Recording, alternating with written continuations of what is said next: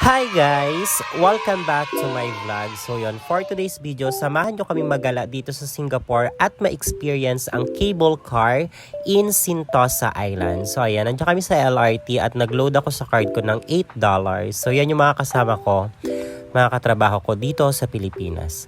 Isa sa maganda dito sa Singapore, napakabilis lang ng transportation nila dahil hindi ganun ka-crowded ang mga train or ang mga LRT. Yes, totoo yan. At the same time, napakabilis ng mga train nila dito, parang bullet train.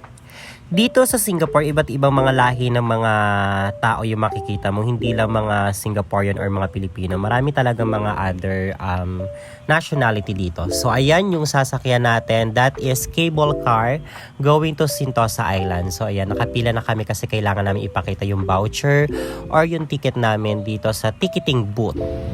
And here we go. So, yan. Ayan yung sasakyan namin. Parang 4 to 5 person yung kasya dyan sa isang cable car na yan. Ilang minutes din yung biyahe papunta dun sa Sentosa Island. So yan, kasama ko sila Sir Buddy, yung mga other managers from other stores. So right. Quite nervous. Don't look down. Just look down. Bakla, ang taas natin, no?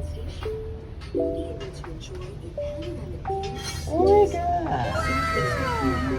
Started as a single fishing village and then used as a British military base during World War II. Sentosa was redeveloped by the Singapore government for 12. So this is a cable car from Singapore. Charot.